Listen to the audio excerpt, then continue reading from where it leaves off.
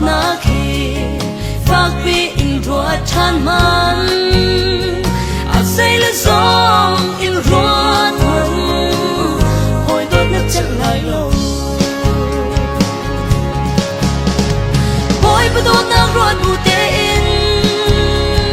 hồi tốt nung na mong man hồi bất tốt na ruột bu tê in na nun ra riêng tê in mong man hồi ba đi à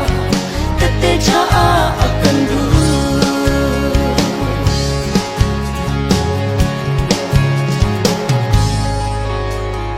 hồi ba đốt nát ruột bu in na si ning dâu hồi ba đốt nát ruột bu in na sia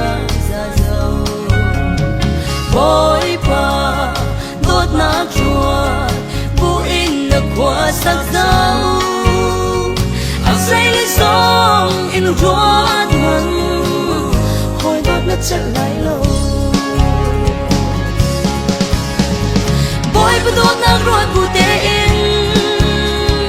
hồi đốt nung nát mong man boy bu đốt nát ruột bu tê in nan nun ra riêng tê in mong man boy ba đi à tất tê cha à cần ru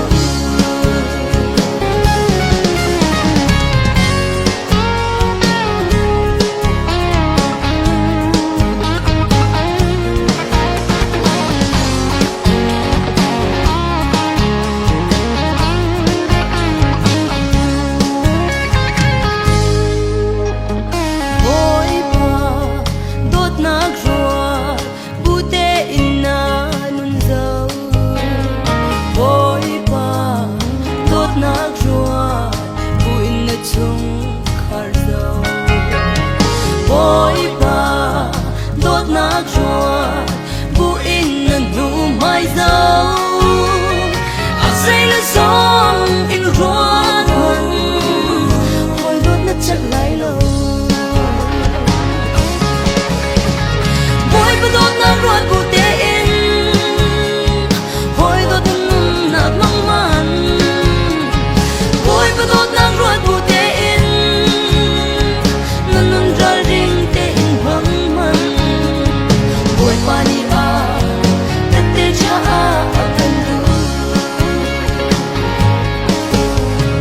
boy ba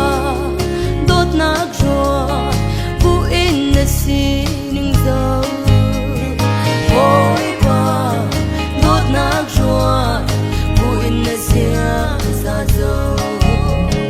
boy ba đốt nát ruột bu in na qua sắc dâu